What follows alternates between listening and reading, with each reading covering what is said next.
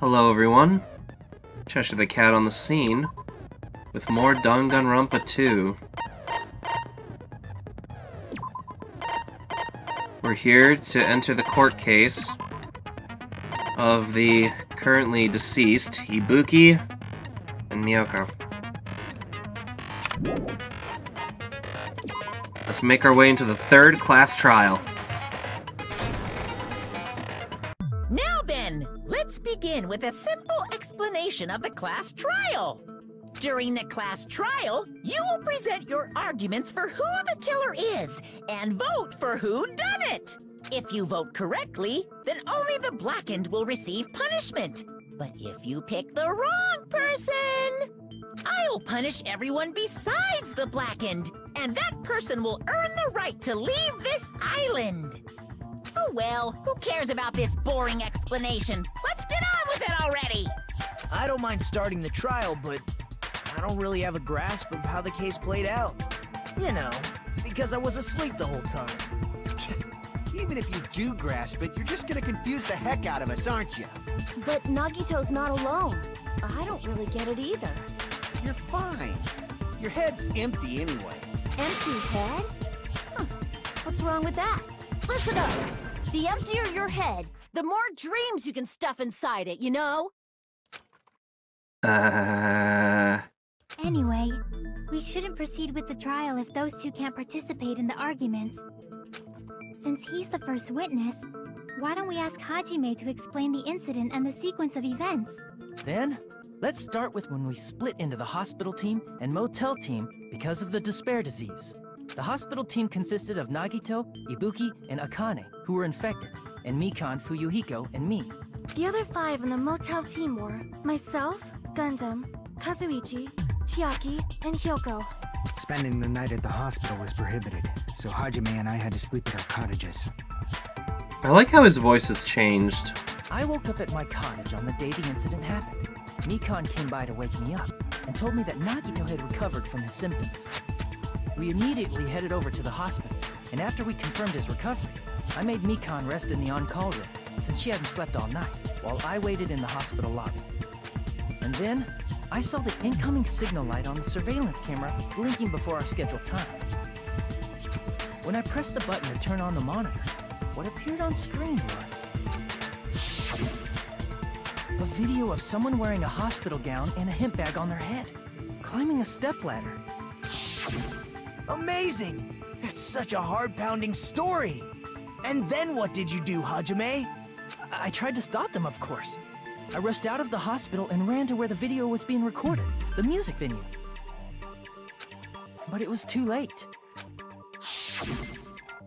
By the time I arrived, the person wearing the hemp bag on their head was already hanging from the ceiling. I thought I should tell the others right away, so I headed to the motel. Why the motel? Because it was close to the music venue, and unlike the hospital, there were more able-bodied people there. At least, that's what I thought. But the only person who came with me was Chiaki. But I remember feeling a little relieved because not long after, we met up with Mikan and Fuyuhiko. We were also looking for Ibuki since she disappeared from our sight. After I rested for a bit, I started counting everyone at the hospital. And then, I noticed Ibuki was gone. So, I sprinted out of the hospital. Coincidentally, I ran into Fuyuhiko. So I pled with him in various ways to see if he could help me out. Various ways? Shut up, pervert. Also, hey, Oni! Don't say it like that and confuse people.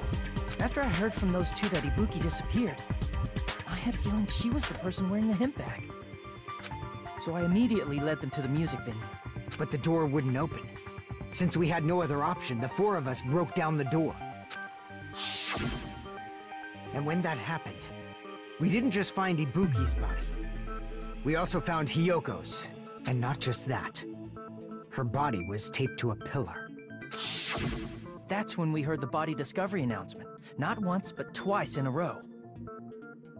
And so, we decided to lower the hanged body, didn't we? When we removed the hemp bag, just as we feared, it was Ibuki. So that's how the case played out. Thank you. I understood it very easily. Well, it's clear what the problem with this case is. When Hajime left the music venue, who... Wait, how do I know anything Hajime just said is true? Huh? Sorry, I'm only being impartial right now. And the story I just heard is clearly suspicious. How's it going, Cheshire? It's going well! I am knee-deep in this case, and I want to solve it now. Hajime, if you're the only one who saw the hanging video, and the first one to discover Ibuki's body, I knew this was coming. then you could be lying as much as you want right now, right? Lie? Why would I lie? Obviously. So you could make us ignore what might be an inconvenient truth for you. Do you doubt me? If you're not lying, I would like you to prove it. Come on, try to prove it to me. Prove you're not the killer. Just as Kazuichi said, Nagito's the kind of guy who'll just confuse us and make matters worse. Damn it! I shouldn't have explained it to Nagito. I'm in trouble now thanks to that.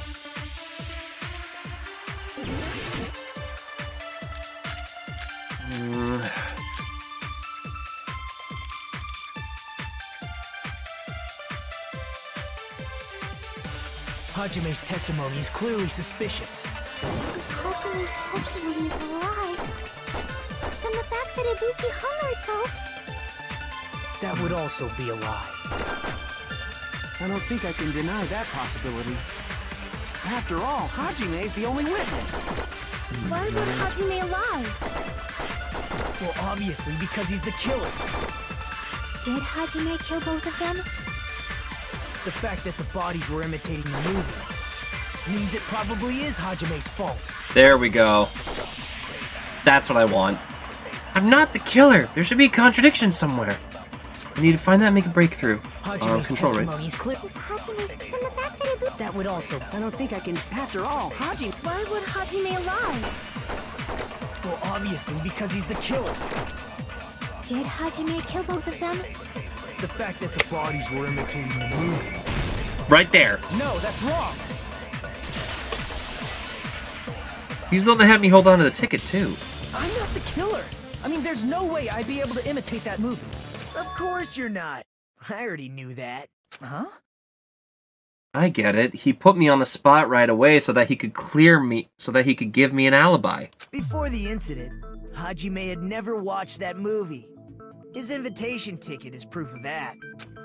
Each person only received one ticket, and they're marked with a stamp that shows the date and time. Isn't that right, Monokuma? Huh, that's actually really nice of him. Yes, no mistakes there. Which means there's no way Hajime, who never saw the movie, could commit murders that imitated it. Or did anyone tell him what happens in the movie? Of course no one did, right? Hold on a sec! You're the one who brought this up in the first place! Nagito, what are you doing? Well, since we're opening with your witness testimony, I thought we should solidify the foundation.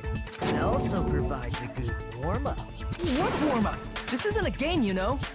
Don't get mad. I just think warming up is really important. Especially since this isn't a game. What a waste of time. Well, I knew it would turn out like this anyway. He actually just did Hajime a huge favor. Since we know Hajime's testimony is reliable, let us move on to the arguments. So this means Ibuki definitely climbed the stepladder all by herself, right? Yeah, I'm positive. Then that seals it! Ibuki committed suicide! No. If Ibuki committed suicide, then who killed Hiyoko? A murder coincidentally occurring in the same place as a suicide. Ain't possible, huh? Like I said before, it's pretty clear what the problem with this case is. The killer murdered Hiyoko while Hajime was gone. So all we gotta do is establish who could have possibly done that. Then let's ask Hajime. How long would you say you were away from the music venue? I couldn't have been gone for more than 10 minutes. So they killed Hiyoko and taped her up within 10 minutes? There's no way that's possible. That's why the killer stalled for time by making the music venue a closed room. What do you mean, a closed room? The killer blocked the venue door from the inside to try and keep us from entering right away. However, that door is the only entrance to the music venue, right? If they blocked the door from the inside, the killer would not have been able to leave either. Yeah, you're absolutely right. Which means, when we broke down the venue door, the killer was still inside. Not necessarily. They were? If that's the case, the only suspicious people are those who don't have an alibi for that time. And that's you two, Sonia and Kazuichi. Me too? What the hell? Why's it gotta be us? The others all have alibis. Chiaki, Mikan, Hajime, and I all broke down the venue door together. Gundam met up with Hajime at the motel right before that. And if Akane and Nagito were laid up in the hospital, the only person that leaves is one of you. It is nice to see Fuyuhiko putting forth his full effort into this argument now. And you really see, like, he's smart. There's another person who doesn't have an alibi. You know, Nekomaru. Me too! Hey, why are you talking like... Huh? You're kidding, right? You're not up to something weird, are you? Please stop making bad jokes. Anyway, if the killer was hiding inside the venue, we should obviously doubt the people who don't have alibis. What a wicked way of backing us into a wall! Is this his professional skill? I mean, Fuyuhiko obviously thinks so, but... is that really it? No.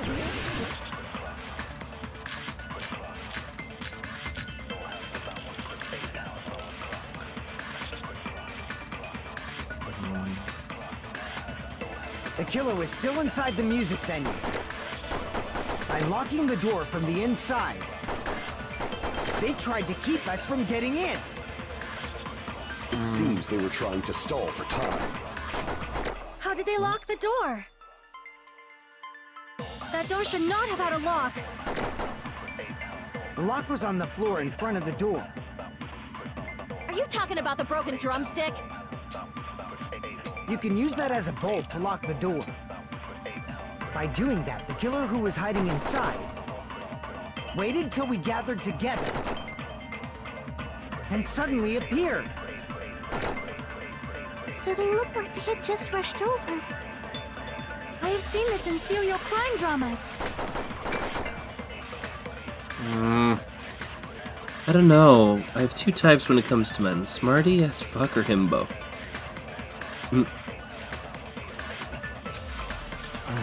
The killer was still inside the music venue.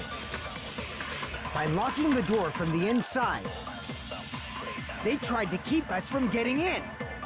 Wait! It seems they were trying to stall for time. How did they lock the door? Crud, I just missed it. That door should not have had a lock. Unless if... The lock was on the floor in front of the door. Are you talking about the broken drumstick?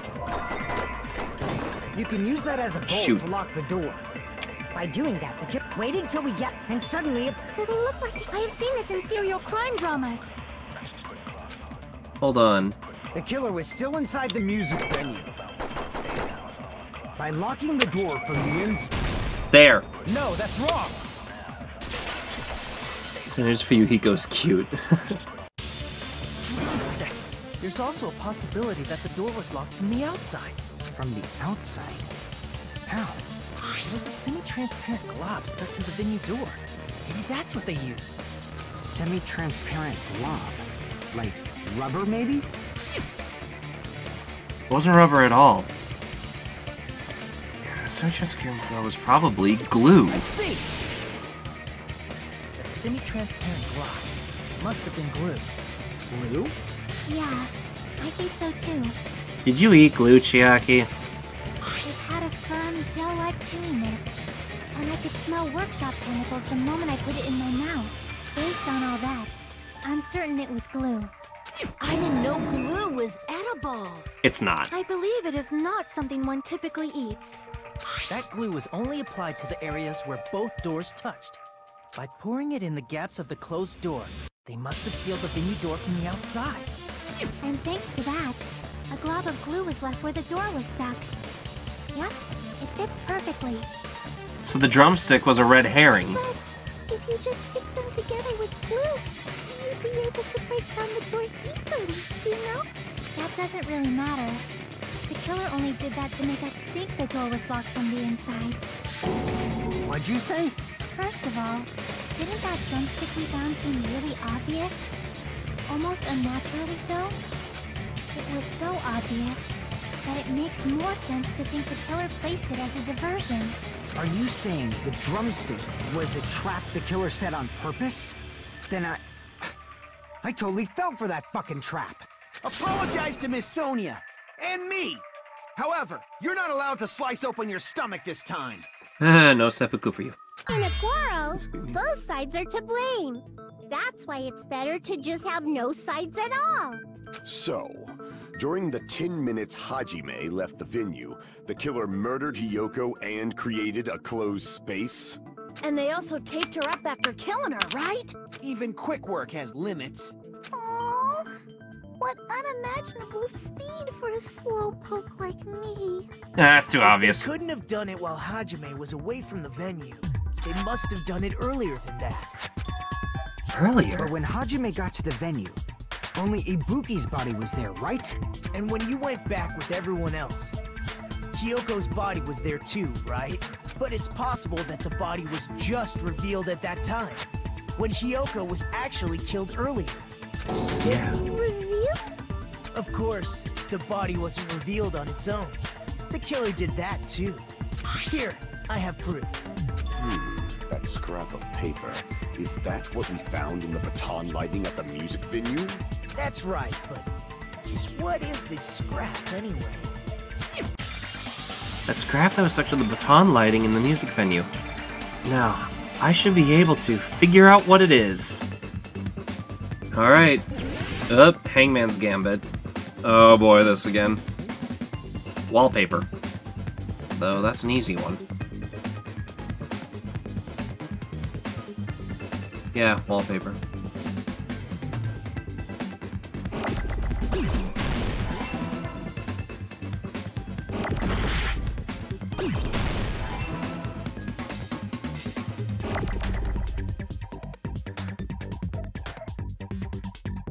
Oh, come on, give me something.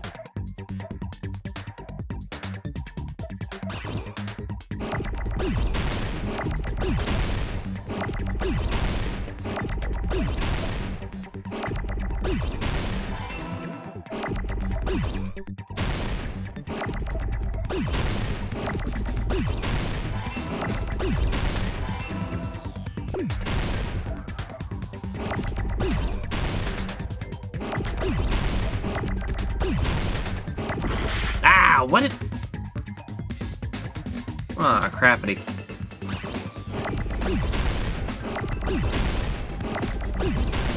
There.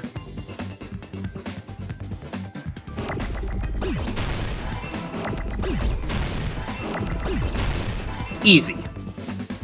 I got it. I'm getting better at this. Scrap. Isn't it part of the wallpaper in the storage room? In the music venue storage room, there should have been black wallpaper that's the same color as that scrap. There was also a tear along the edge of the wallpaper, wasn't there? If so... Right. You overlay the scrap that was caught on the lighting with the tear in the wallpaper. See? It fits perfectly. I see. So the scrap that was caught on the baton lighting was originally part of the wallpaper. Which means the baton lighting was lowered. And what's wrong with that? Does it have something to do with Hiyoko's body disappearance? A mere nobody like me isn't important enough to answer that. I admire how big brain gamer she is. I don't know about big brain. I'm over here forgetting to charge my phone. Oh god. Whoop, whoop, whoop, whoop, whoop. I want to be able to see chat. Oh god.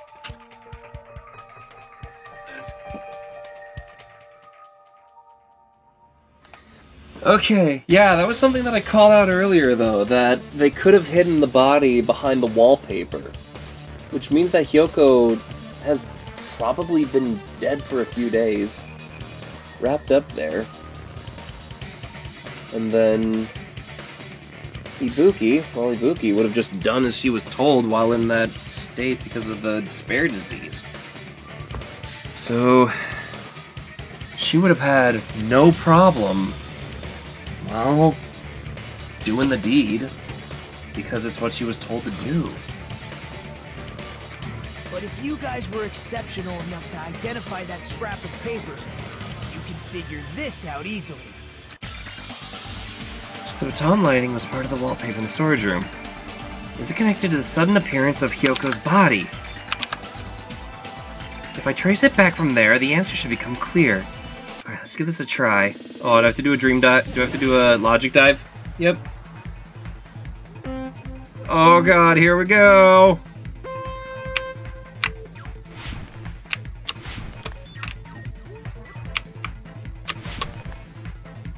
Oh boy, okay.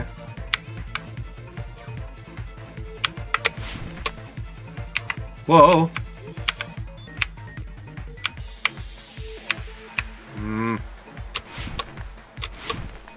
Question 1. Why did Hyoko's body suddenly appear at the crime scene? It was hidden.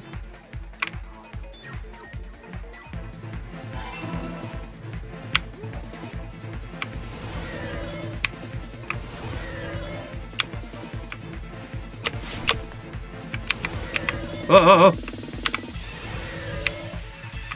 Okay.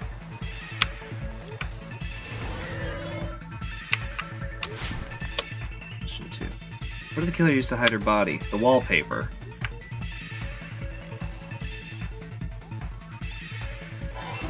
Okay.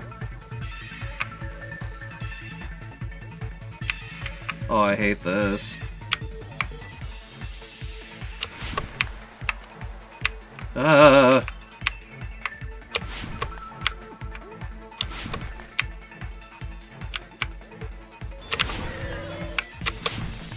Question 3. Why did the killer hide her body with wallpaper? It covered the pillar. Meaning that she would have already been hidden underneath it.